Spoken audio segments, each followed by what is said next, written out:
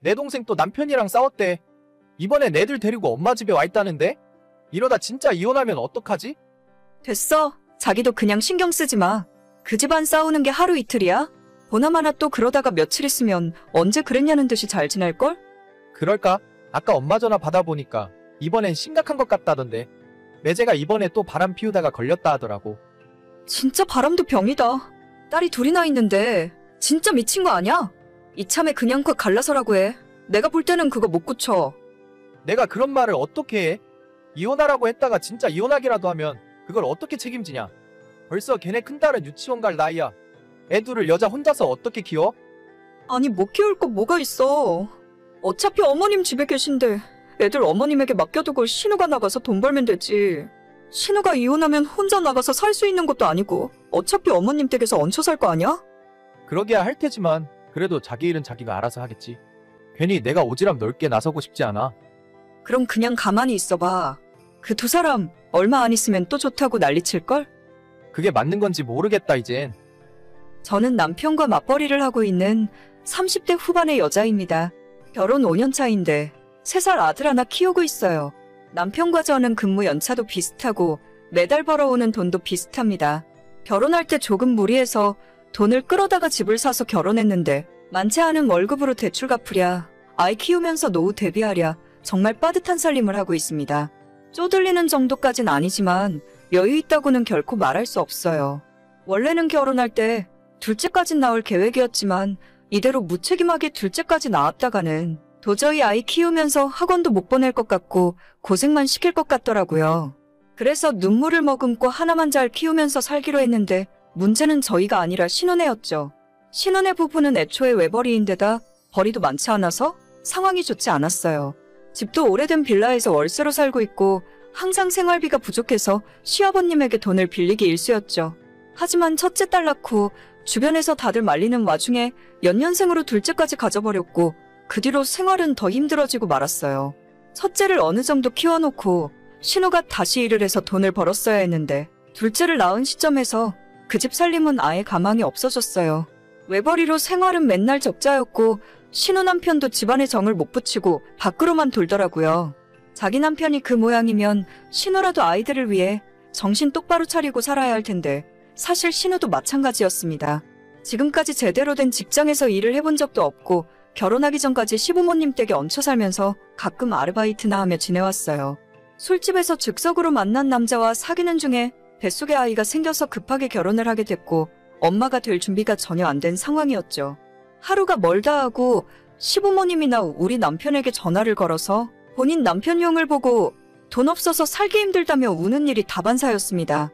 그래도 아무리 싸우고 헤어질 것처럼 하다가도 며칠 지나면 다시 화해하고 살고 있길래 그냥 저 집은 저렇게 사는가 보다 하고 있었는데 결국 올해 초 고비를 넘기지 못했어요.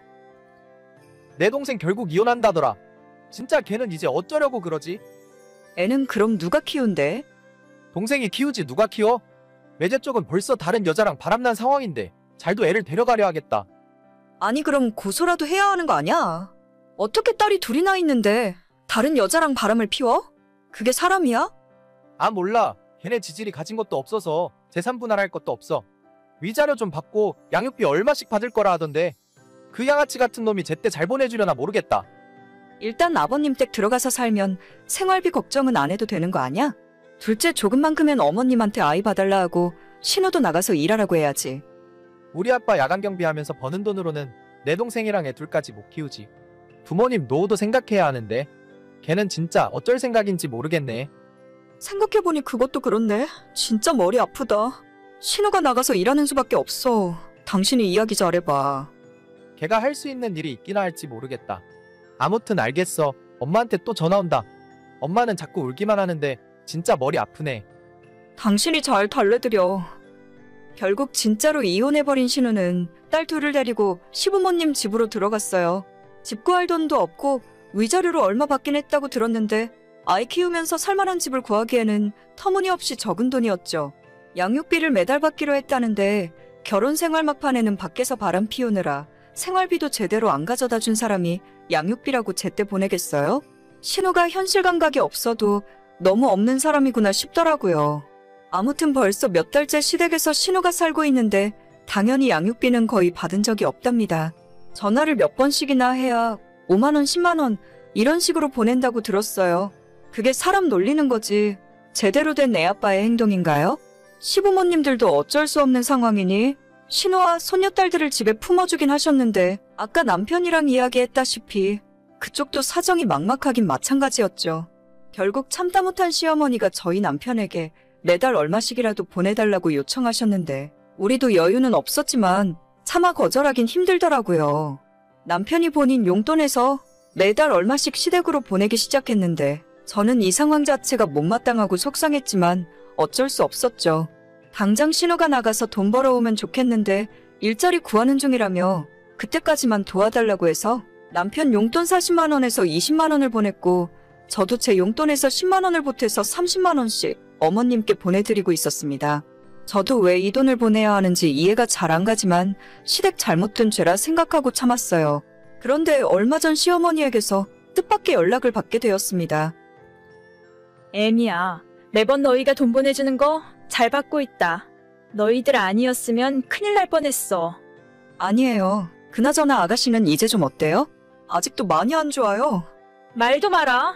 맨날 술만 먹고 새벽에 놀고 불고 딸린 애도 둘이나 있으면서 언제까지 저러고 있으려는 건지. 진짜 어머님이 고생이 많으시겠어요. 저희가 여유라도 좀 있었다면 좋았을 텐데. 아버님은 건강히 잘 계시죠? 아, 그게 말이다. 니네의 시애비가 이번 달이면 일을 그만두거든.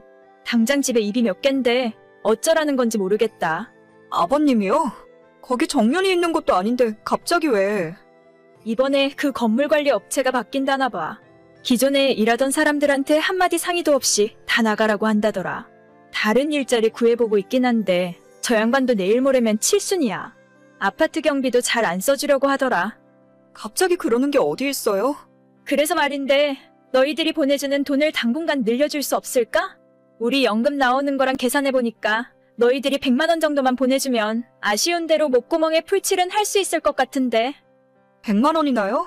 아시잖아요, 어머님. 저희도 대출 갖고 나면 살림 빠듯한 거. 10만 원 정도 더 보내드리는 거면 몰라도 100만 원은 도저히 무리예요. 그럼 어쩌니? 우리 가족 다 굶어 죽으라는 거냐? 너네 돈 관리는 너가 다 알아서 하고 있다면서? 둘이 버는데 뭐가 그렇게 맨날 돈이 없어? 저희가 벌어봤자 얼마나 번다고요. 아무튼 이따가 오빠 집에 들어오면 이야기 좀 해볼게요. 그날 퇴근하고 집에 들어가서 남편을 기다리고 있었는데 어머님에게 그 사이에 무슨 말을 듣고 온 건지 화가 잔뜩 난 상태로 집에 오더라고요. 자기 엄마가 오죽했으면 며느리한테 생활비를 달라고까지 했겠냐면서 어떻게 매몰차게 거절할 수가 있냐고 가족이 많냐고 묻는 겁니다. 저도 그 이야기 듣는 순간 시모에게는 차마 하지 못했던 이야기를 쏟아냈어요.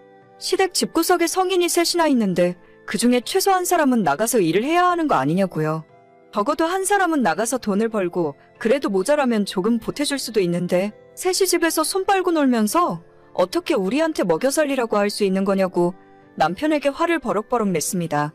남편이 제가 화를 내니까 조금 당황하는 듯 하다가 겨우 한다는 소리가 자기 동생은 험한 일을 안 해봐서 어쩔 수 없다네요. 그 말 듣고 너무 화가 나서 아무 말 하기 싫어서 아이 방으로 들어와 버렸어요. 다음 날까지 화가 안 풀려서 낮에 출근해서 일하는 도중에 남편에게 카톡을 보냈습니다. 야, 네 동생은 귀하게 자라서 험한 일은 할 줄도 모르고 나는 막 자라서 회사 다니면서 일해서 돈 벌고 있냐? 무슨 말을 또 그렇게 해? 내가 언제 그런 소리를 했다고? 앞으로 내 돈으로 너네 집에 용돈 보내주면 바로 이혼이야. 돈 관리도 따로 해. 대출금이랑 매달 생활비 정확하게 반 나눠서 청구할 테니까 그 돈만 나한테 보내고 나머지 돈으로 너네 식구들 먹여 살리던지 말던지 너가 알아서 살아. 지금 나랑 장난해? 내가 장난하는 걸로 보여. 불쌍한 너네 집 식구는 너가 알아서 먹여 살리라고. 괜히 나까지 끌어들일 생각하지 말고 원한다면 이혼해줄 테니까 아예 너도 그 집에 들어가서 같이 살던지. 이 얘기는 그만하자. 이혼은 무슨 이혼이야? 돈 관리는 앞으로도 너가 다 하고 그냥 내 용돈에서 알아서 할게. 진짜 또 당신 엄마한테 내가 돈 달라는 소리 듣게 하지 마. 시댁에 다 퍼주면 우리 애는 어떻게 키우라고. 돈 없어서 둘째 못 낳은 것도 서러운데 내 돈으로 네 조카 먹여 살릴 생각하지 마. 알겠어. 이제 그 이야기는 그만하자. 한 번 이혼까지 결심했더니 못할 말이 아무것도 없더라고요. 남편은 본인 용돈에서 얼마씩 시댁으로 보내는 것 같았고 며칠 전부터 신우가 시댁 집 근처 마트에서 일을 시작했다는 소리를 전해 들었습니다. 애가 둘인데 열심히 일을 할 생각을 해야지. 언제까지 구걸해서 애를 키우겠어요? 남편한테 했던 말들은 반은 진심입니다. 우리 애한테 쓸 돈도 부족한데 시댁 조카들한테 소중한 제 돈을 쓰고 싶지 않았어요. 한참 아이 클 때 친정엄마한테 맡겨두느라 옆에 있어주지도 못하고 일만 하면서 번 돈인데 이 돈을 어떻게 시댁에 가져다 줍니까?